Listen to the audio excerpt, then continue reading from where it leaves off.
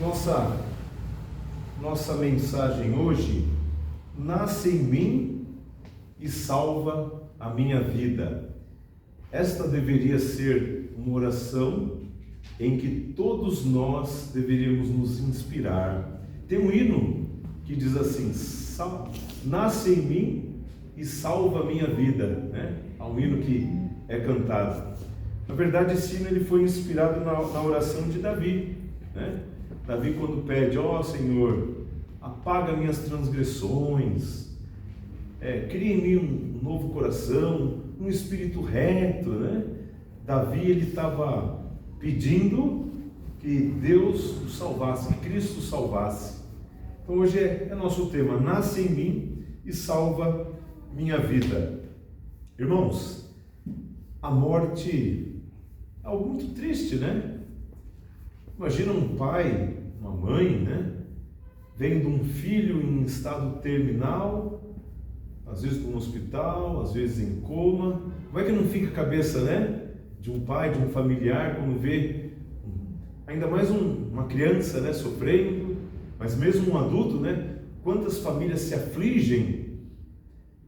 E quando uma pessoa é bem rica, ela também daria tudo que ela tem para viver, para pagar seus tratamentos? Não é isso, irmã Cida? Não é isso, irmã Sara? Então isso significa que a nossa vida, ela vale mais do que qualquer coisa. Não tem dinheiro. E tem um hino antigo, às vezes minha mãe e meu pai cantavam: a escrava resgatada não foi ouro e nem foi prata, né? Não foi ouro nem foi prata, mas foi o precioso sangue de Jesus. Olha, a vida é tão preciosa e nós não queremos que a vida se esvaie. Vou contar uma coisa rápida, uma história rápida do que aconteceu com a avó Júlia, a mãe do meu pai, né? Os irmãos são conhecedores. Ela um dia ela era uma jovem de mais ou menos seus 17 anos, 16, 17 anos, e a mãe dela morreu do parto da Ana, da tia Ana, né? Tia Ruth. Lembraram? Tia Ruth era mais nova. E ela tinha outros irmãos, mas ela, das mulheres, era a mais velha, e ela tinha que cuidar dos outros irmãos, e o pai dela já era doente, tinha aquela dificuldade. Então ela decidiu ficar na cama uma vez e sentou assim na cama, ficou com as almofadas atrás, vários travesseiros atrás, né? E começou a se lamentar: ó Senhor Deus, manda minha mãe de volta, não tira minha mãe de mim, porque e agora? Como é que eu vou cuidar dessas crianças? Como é que eu vou enfrentar a vida? Como é que eu vou enfrentar a vida, né? E o inimigo ouviu, viu, criança? Porque ela falou em voz alta, e o inimigo ouviu. Então o inimigo se aproximou e sentou na beira da cama. Ele colocou as roupas, os trajes da morte da mãe dela, que era minha bisavó. Também veio da Hungria, né, Tibelo? Era parente do Tibelo, hein? Ela é da Hungria também. E ela sentou lá, o inimigo sentou do lado da cama dela e ela sentiu abaixando. Ela sentiu a cama abaixando, como se alguém estivesse sentando. E colocou uma mão gelada na perna dela e disse: Júlia, o que é que te falta? Olha, irmãos, só que ela conhecia a verdade, né? Nessa época ela já conhecia a verdade. Então ela pegou e disse: sai-te, Satanás, em nome de Jesus, você não é minha mãe. Então o inimigo se levantou e deu as costas para ela, deu as costas e saiu andando. E quando a minha bisavó morreu, o sobrenome dela era Nod, em húngaro é grande, e ela tinha um coque na cabeça, igualzinho, com a redinha, né? Os antigos usavam a redinha, né? Eu lembro da irmã Zezé usando redinha. Eu lembro, né, dos antigos, com coque e com um blazerzinho azul marinho, que ela foi enterrada, e um sapatinho diz que era um sapatinho salto baixo, e quando ela caminhou, fez um assoalho, fez o barulho. E lá estava o inimigo, o diabo. Estava vestido com as roupas de morte. E ele sumiu pela parede. Não precisou abrir a porta. Era o inimigo, né? Irmãos, ele se vestiu da roupagem de morte. Mas ele se vestiu com uma roupagem bonita. A minha avó não queria a mãe dela? Pediu, né? Pediu, ela apareceu, mas não era ela. Era o Satanás que personificou o corpo da mãe dela, no caso a minha bisavó, né? E deu o que ela queria, com umas roupagens brilhantes da morte. Olha, é ela. Você não queria? Irmãos, como Satanás pinta a morte como algo bom, né? Lembra lá no Éden? Que roupa que ele vestiu lá no Éden, Satanás? Que roupa que ele vestiu, Henrique? Era uma cobra, uma serpente. E era uma serpente alada, hein? A cobra antigamente tinha asas. Então a roupagem da morte veio, uma roupagem bonita, né? Um aspecto bonito. E falou colorido, né? Era colorido. Olha, não é que você vai morrer, Eva. Não, Adão, não. Não é o fim. Mas você vai passar por uma nova etapa. Não sei se eu devo falar com voz mais forte. Você vai passar para uma nova etapa, né? Agora você vai ser como Deus, conhecendo o bem e o mal. Você não vai morrer. É uma nova etapa da sua vida. É igual a encarnação hoje, né? Não se preocupa, você vai ressurgir numa nova vida, e assim, depois na outra. Não é o fim. Eles querem dar uma solução para a morte. E hoje eles festejam a morte, tem uma festa da morte. A festa do morto é chamado Halloween. Então eles pintam a morte como se fosse algo maravilhoso, né? Mas a morte não é algo maravilhoso.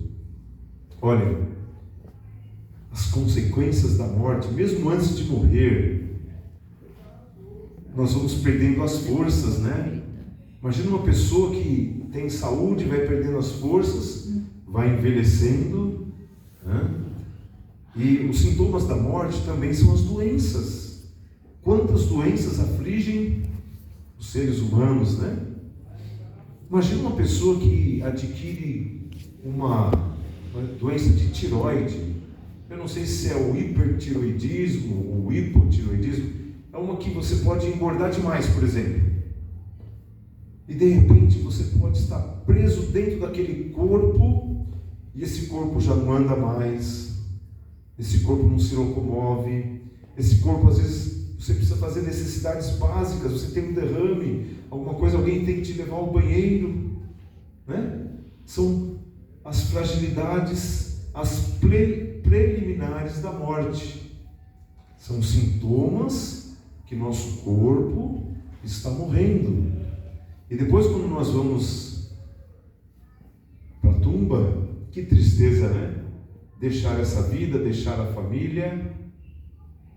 Mas hoje nós vamos falar: nasce em mim e salva a minha vida. Alguém que pode trazer a solução para o fim desta vida aqui. Mas só para exemplificar um pouquinho mais,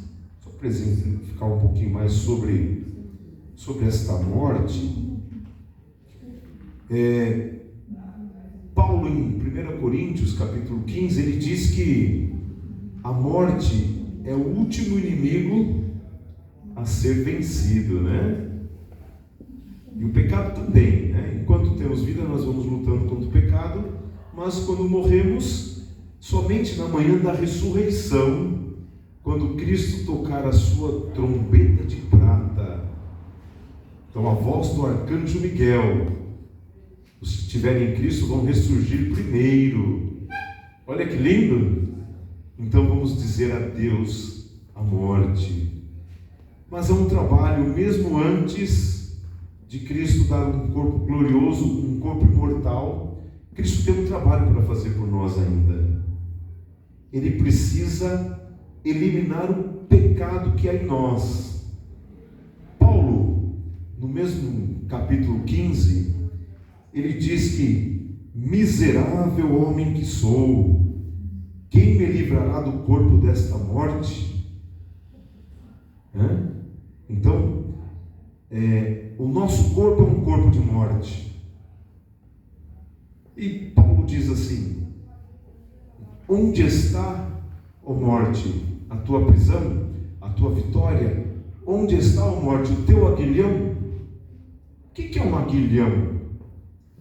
Irmãos, no passado, fazia-se muito isso. Os bois eram amarrados num arado, ou naquele engenho para virar o moinho. E o boi, ele tinha que ter um incentivo, um mau incentivo, Alguém vinha com uma agulha grande, era um espeto grande, por isso um aguilhão, vem de agulha, um agulhão, Então esse aguilhão, a pessoa ia atrás do gado e ia cutucando o gado, e o gado estava amarrado ali no engenho, ele não tinha como sair dali. Então não tinha como ele lutar contra, e se ele desse uma coisa, ele ia se machucar. E Paulo diz no mesmo livro de Coríntios, capítulo 15, que o aguilhão é o pecado. Então esse aguilhão é um acessório da roupa da morte. Porque, irmãos, as tendências do pecado, as tendências pecaminosas, são o aguilhão da morte. É como se nós estivéssemos dentro de uma roupa e nós quiséssemos sair de dentro dessa roupa. Esta roupa está indo no caminho da morte e tem um espeto. É o aguilhão do pecado, que é a sensualidade, é o mau apetite, é o nosso mau caráter, nossas má tendências. É tudo de mal que existe em nós. É tudo de mal. Irmãos, e a Bíblia fala que não há um justo sequer. Não sequer. Todos pecaram. E diz que o salário do pecado é a morte. E sem derramamento de sangue não há remissão de pecados. E agora o homem precisa morrer. Mas o homem está dentro de um corpo de morte. E ele quer se salvar, Mas o homem precisa morrer, porque o corpo dele é um corpo de tendências. E o pecado tem que ser destruído. É o último inimigo a ser destruído, é a morte e o pecado. Precisam ser destruídos. Mas nós estamos dentro desse corpo. Imagina, irmãos, uma pessoa que nasce sem os membros. Às vezes a gente vê num vídeo de internet alguém que nasceu às vezes sem os braços e sem as pernas. E às vezes essa pessoa, imagina se fosse uma criança, gostaria de correr com os outros amigos, de brincar, mas ele está ali preso naquele corpo, Ou como já dissemos, a pessoa adquire um sobrepeso tão extra, de repente fica preso nesse corpo e não consegue se locomover. Que corpo ruim que nós temos aqui nesse mundo, Ou a idade vai chegando e as forças vão se indo, e de repente você já não consegue mais correr como corria, não consegue mais caminhar como caminhava, e esse corpo vai caminhando para a morte. E ainda dentro desse corpo tem um aguilhão, que é o pecado, que nos prende a este corpo. Tem um outro texto,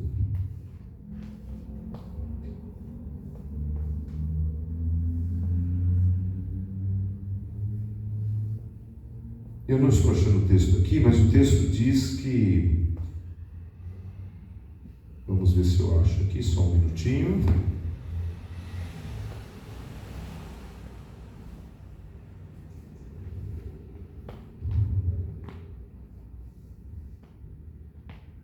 Achamos aqui. Salmo 119, verso 1, verso 18 e verso 19, diz mais ou menos assim: sobre o homem ímpio, veste-se de maldição. Então o homem está vestido de uma roupagem de maldição, porque, como Paulo disse lá em Coríntios, é uma roupagem de morte. Maldito o homem que sou, quem me livrará do corpo dessa morte? Então, uma roupa de maldição tem que se perder. E junto dessa roupa de maldição, ainda existe o aguilhão, que é aquela agulha que nos empurra para a morte, que são a nossa sensualidade, nosso apetite, nossas vaidades, o eu, o amor próprio, tudo aquilo de mal que temos, o desejo pecaminoso, é o aguilhão da morte. É o que nos impulsa a ficar dentro da morte, porque o pecado está dentro de nós. E agora? Parece não haver saída, né? E ainda diz o seguinte no Salmo 109, diz o seguinte: o homem ímpio veste-se de maldição, como uma roupa, como um cinto. Esse cinto, eu li no dicionário, é algo apertado, é algo forçado, é algo que domina. Então imagina, você está dentro desse corpo de morte, você tem um espeto te empurrando para a morte, para você caminhar naquele caminho da morte, e ainda está com o cinto amarrado para você não se escapar da morte.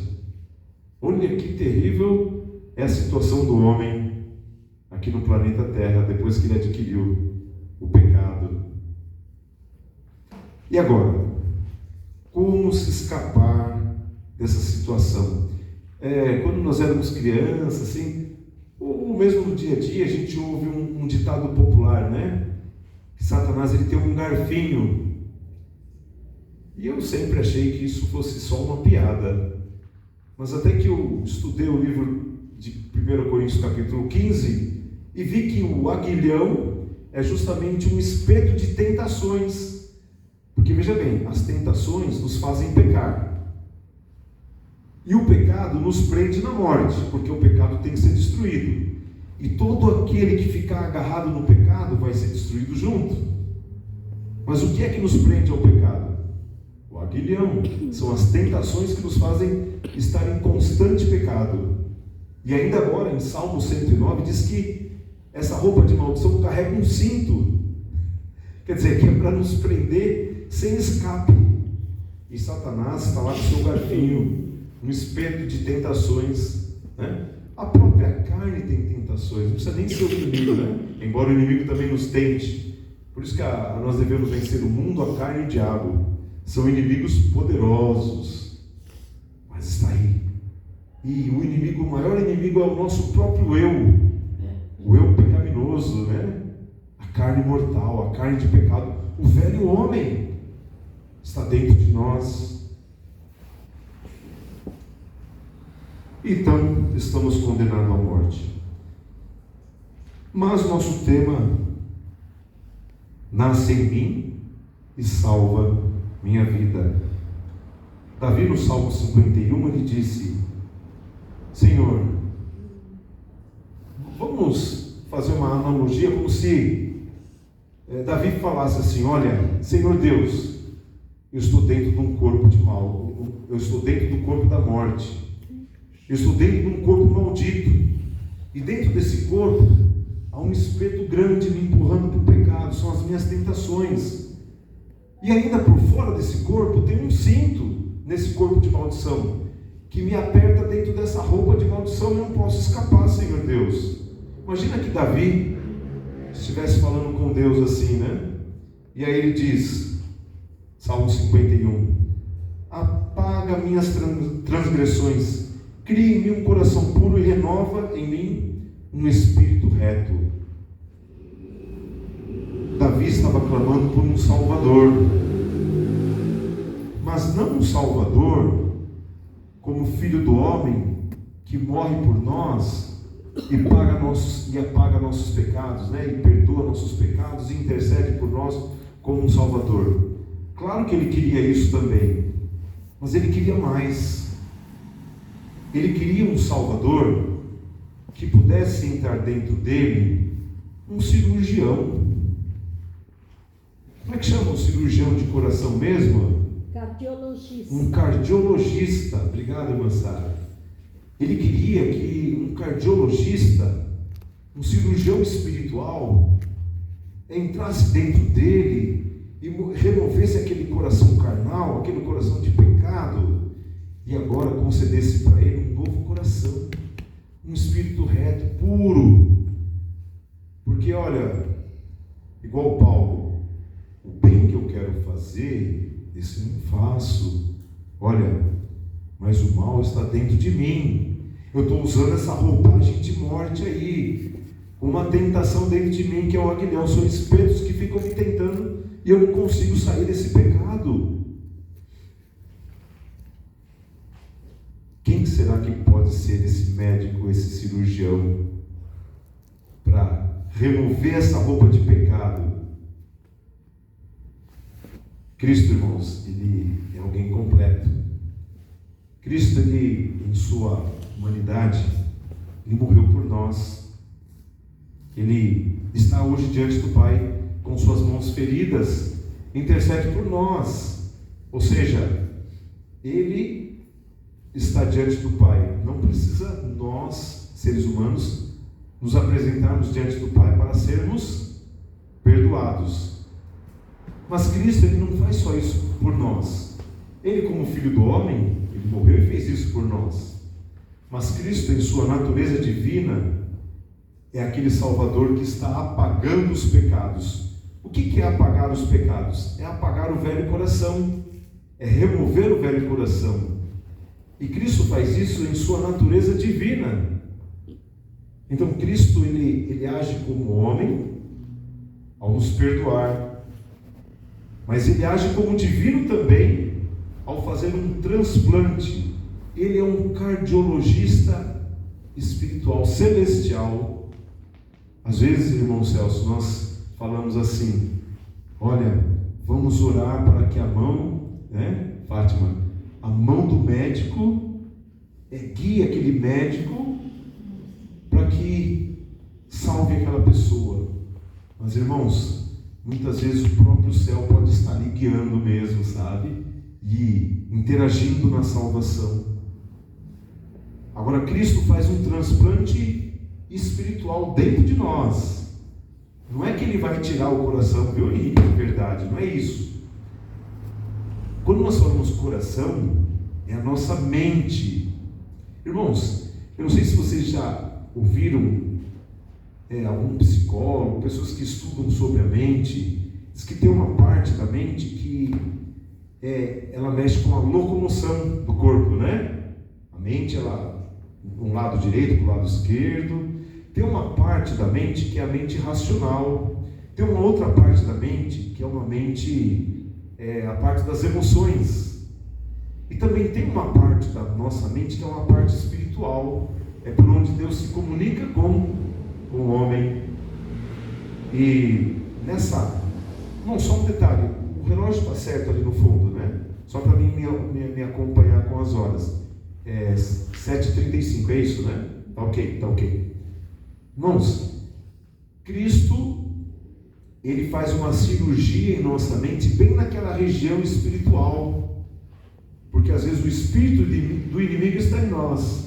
O espírito do orgulho está em nós, né? O espírito do homem mau, nós somos maus, não há um justo sequer, né? Então aquele espírito, aquela mente corrupta, ela precisa ser removida. Então Cristo, em sua natureza divina, é aquele que apaga pecados. Foi isso que Davi estava pedindo: olha, apaga meus pecados, remove essa minha mente carnal e me dá uma nova mente espiritual. Esse é o coração do qual Cristo trabalha. Cristo é o verdadeiro cirurgião celestial que está fazendo esse trabalho por nós.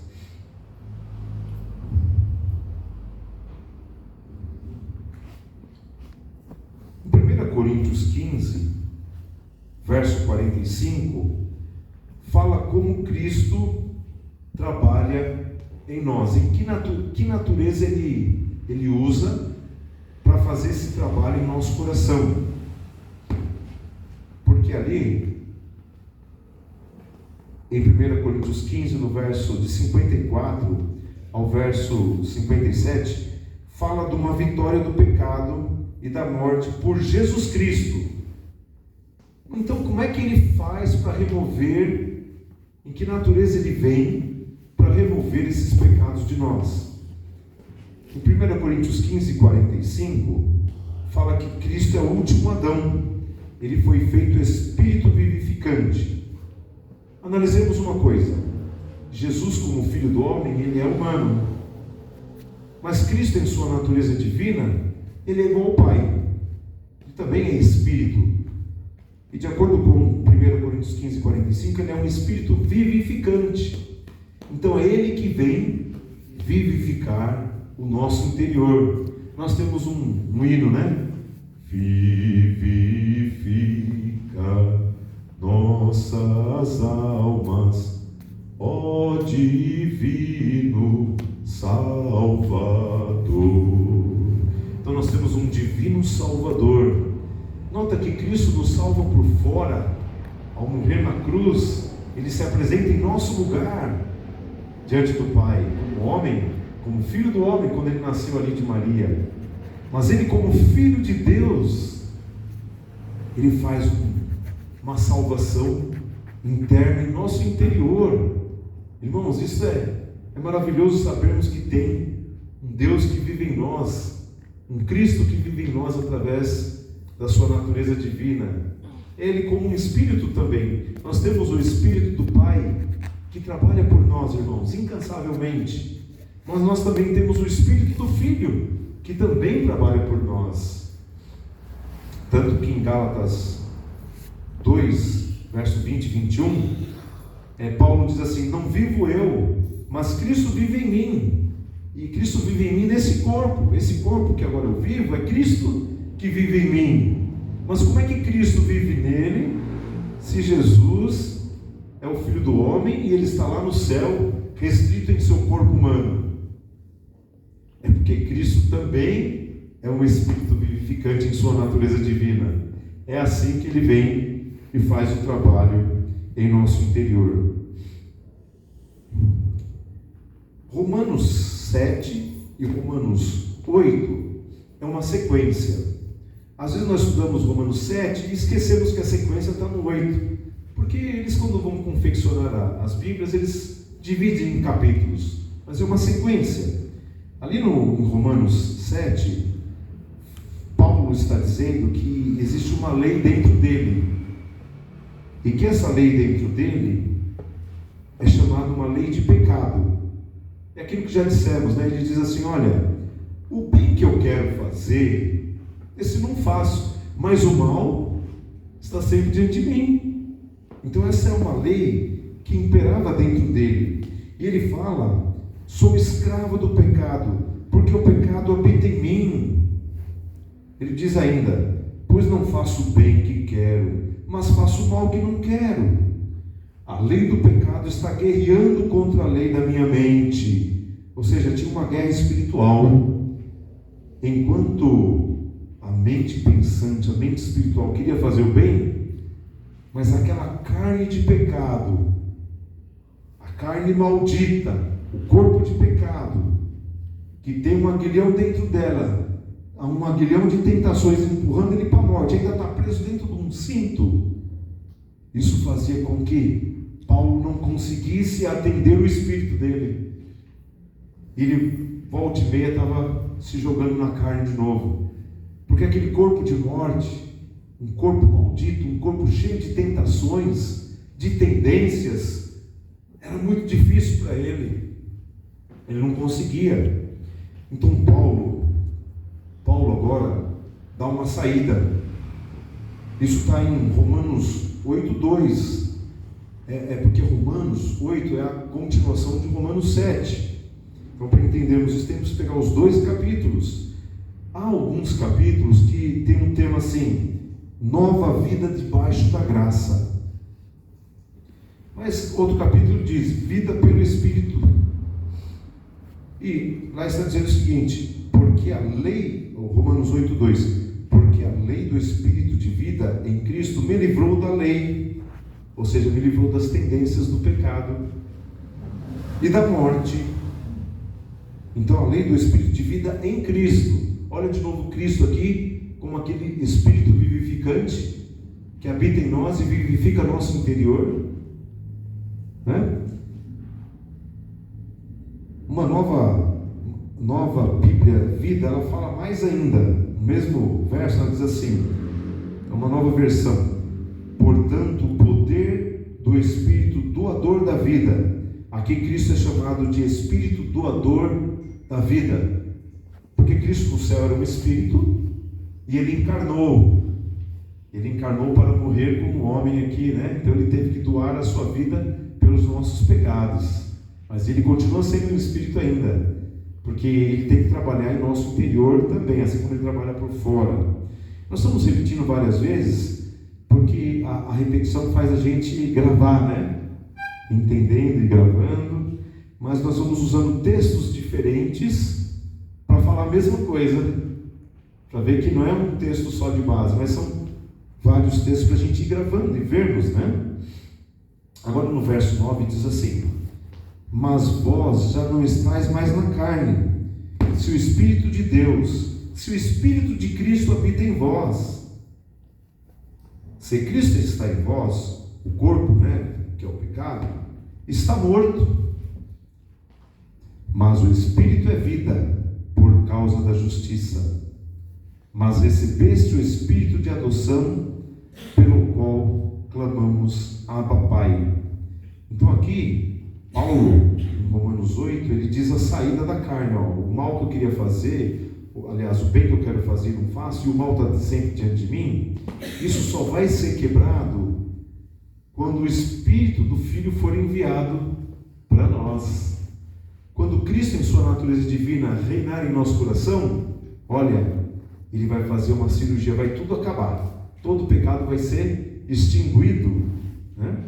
E Gálatas 6, e verso 19 também, ele reforça: porque sois filhos de Deus, porque sois filhos, Deus enviou aos nossos corações o Espírito de seu Filho, que clama Abba, Pai. O que é a palavra Abba em aramaico? A palavra Abba em aramaico é meu pai, papai, paizinho. Então quem é que falava Abba, Pai? Era o Filho de Deus, né? Era Cristo, o Filho de Deus. Isso foi dito lá em Marcos 14:36.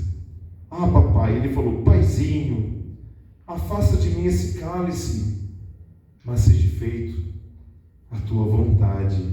Então o Espírito do Filho, a natureza divina de Cristo é enviada até nós. Então não é apenas o Pai não envia apenas Jesus como homem para morrer por nós, mas Ele envia seu Filho também para morar também em nosso coração. E mais um texto reforçando isto, né? É o nosso texto de base de oração, Gálatas 4:19.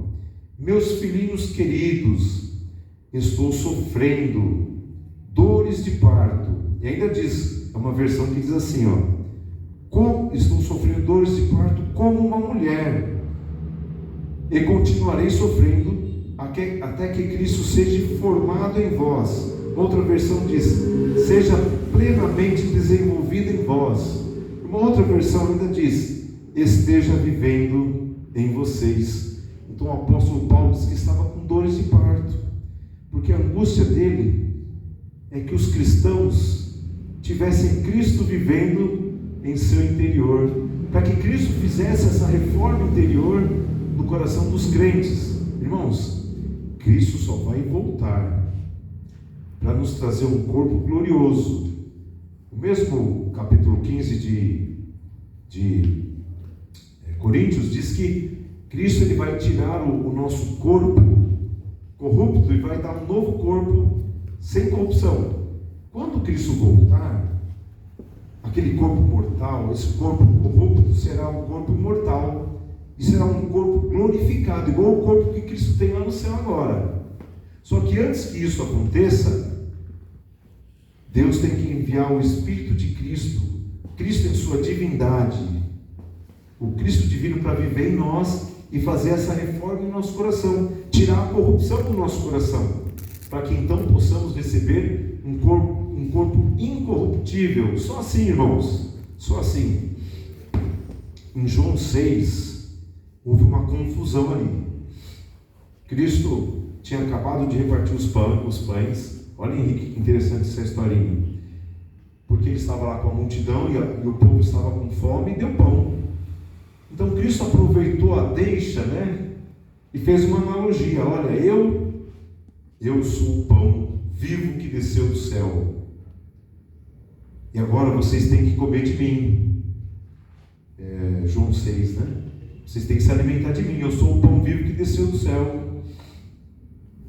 E os discípulos que estavam lá, eles tinham, além dos 12, tinha mais seguidores. Tinha uma porção de seguidores. E falaram assim: olha, lá no deserto, já falaram que nós devíamos comer do maná. E nossos pais comeram do maná e morreram. E falaram que era um pão espiritual, né? Agora você também está dizendo que você é o pão vivo que desceu do céu? E como assim comer de mim? Comer de ti? Se alimentar de ti? Porque Cristo continuou: olha, vocês têm que comer a minha carne e vocês têm que beber o meu sangue. Eu sou o pão espiritual. Então, aquela multidão de seguidores estava entendendo o que Cristo estava querendo falar, mais ou menos. Ele está querendo dizer que ele é alguém divino e que nós devemos nos alimentar desse pão celestial, desse pão espiritual. Quem é ele? Ainda aqueles seguidores falavam: não é acaso ele filho de José, o filho de Maria, o carpinteiro? Estuda João 6 para vermos isso aí. Uma lição de casa. Irmãos, sabe o que eles fizeram? Deram as costas, porque eles não queriam aceitar que lá Jesus, o Filho do Homem, que estava andando como Filho do Homem, por dentro dele era o divino Filho de Deus, era um Espírito vivificante, né? Porque Cristo é um Espírito, assim como o Pai. Então, dentro do Jesus humano estava o Cristo divino, o Filho de Deus. Lá estava fundido o Filho do Homem e o Filho de Deus. A profetisa diz que fundiu uma só natureza, grudaram, uniu-se a natureza divina com a humana. Mas lá estava o Filho de Deus também. E eles não queriam aceitar que dentro do Filho de Maria lá estava um Espírito divino. Era o divino Filho de Deus. E Cristo falou: olha, Cristo ainda vai explicando no mesmo capítulo. Eu vou falar melhor para vocês. Comer a minha carne e o sangue é comer do meu espírito. Porque a minha carne, comer da carne mesmo, disso nada adianta. Não adiantava eles comer literalmente a carne de Cristo para ser o pão espiritual. Irmãos, quando nós comemos um pão, quando nós comemos um alimento, literalmente nós comemos, não é assim? Nós comemos. Mas quando é que nós nos alimentamos de Cristo? Quando é que nós nos alimentamos do Espírito de Cristo? Através da sua palavra, através da sua comunhão, né? Quando às vezes eu falo para o Henrique e para o Miguel: olha, de vez em quando vocês falem com Jesus, mas falem em pensamento, ele está ouvindo. Isso aí é manter comunhão, isso aí é alimentar-se de Cristo. Por isso que Cristo falou: eu, o pão que desceu do céu, é espírito e vida. Minhas palavras é espírito e vida. Irmãos, existe um Salvador. Existe um Salvador. E Ele vai fazer esse trabalho de purificação. Em Hebreus capítulo 8, ali fala de duas coisas. O começo do texto, para nós vermos a especialidade do Filho do Homem, Jesus como Filho do Homem, e a especialidade do Cristo como Filho de Deus. Nos primeiros versos vai dizendo, em Hebreus capítulo 8, que Jesus é o sumo sacerdote. E lá também fala que ele tem sacrifício para apresentar como homem. Esse homem tem sacrifício para apresentar. Eu achei interessante a versão bíblica que chamou Jesus de homem. Sabe por quê? Porque ele era homem mesmo. Ele nasceu de Maria, ele era da descendência de Davi, da tribo de Judá, a raiz de Davi, o leão de Judá, né? Não é isso? Ele era o homem do qual a Bíblia fala que esmagaria a cabeça da serpente. Mas ele era um homem, não como nós. Ele foi um homem que foi gerado no ventre de Maria pelo próprio Deus, pelo Espírito de Deus, né? Por isso ele era chamado de Filho do Homem, mas não era um homem qualquer. O próprio Deus gerou Jesus, o Filho do Homem, para ser a vestimenta do Cristo, porque Cristo, em seu Espírito, não podia morrer. Ele precisava ter carne e ossos, ele precisava ter sangue. Então fundiu-se as duas naturezas ali.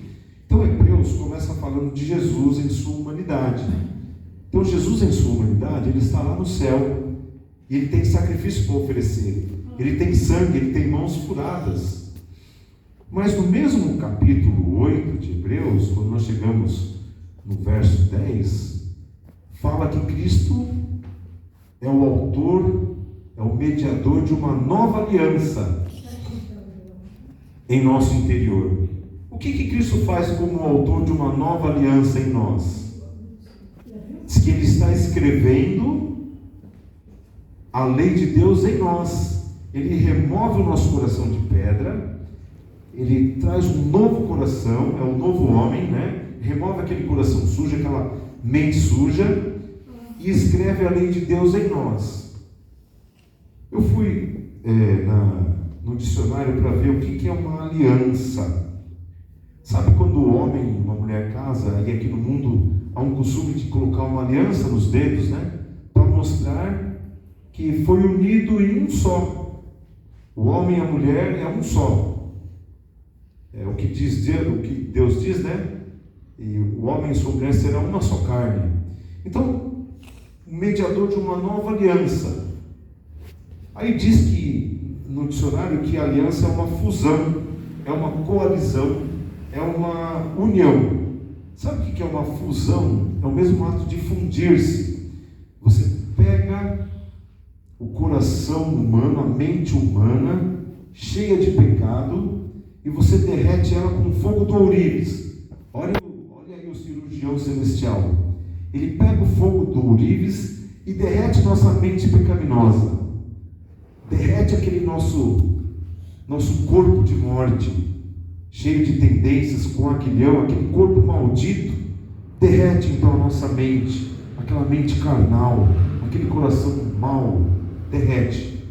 Agora ele derrete a lei de Deus também e põe numa forma. Isso é fundir-se, né? Fundir-se, você derrete tudo e agora você põe numa forma e junta tudo. Então você une lá agora o coração, a lei de Deus no coração do homem. Ou em outras palavras, derrete-se a natureza do homem com a divina e junta tudo. Agora nós temos a mente de Cristo, o caráter de Cristo e o Espírito de Cristo em nós.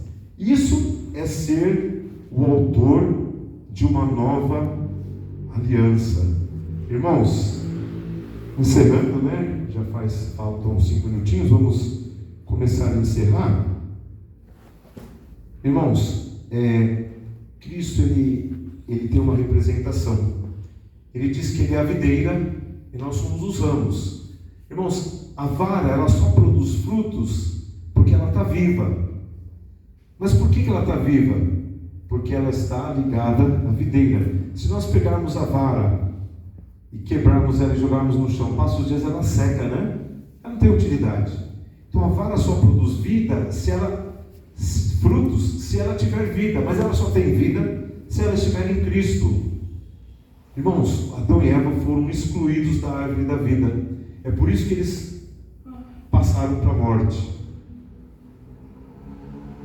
2 anjos ficaram lá no caminho, né, da árvore da vida com a espada flamejante, para que o pecado não perpetuasse.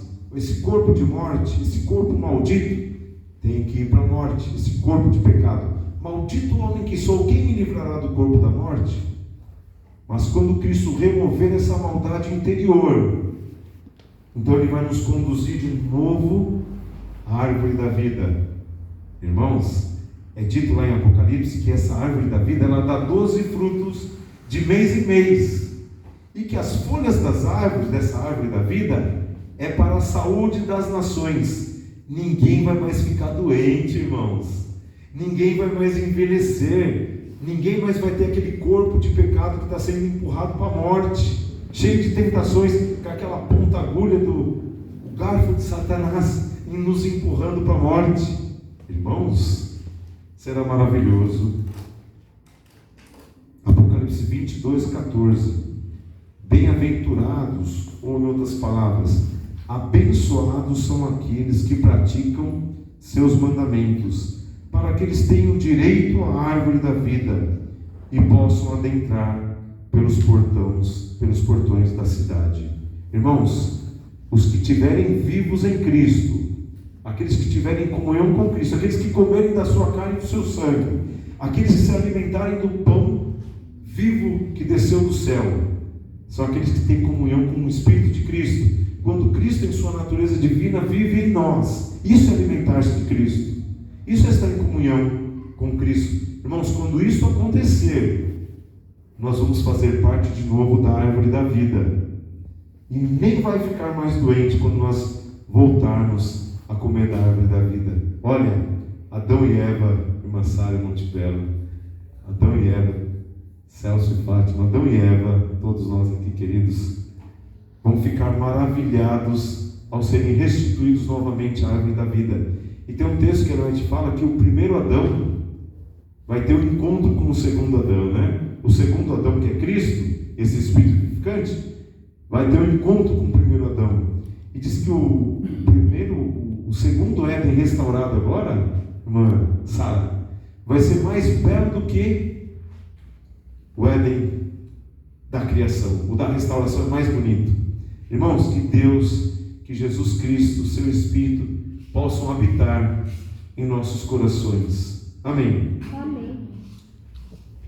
Vamos finalizar cantando o hino. Perdão. Vamos cantar o hino de número 25.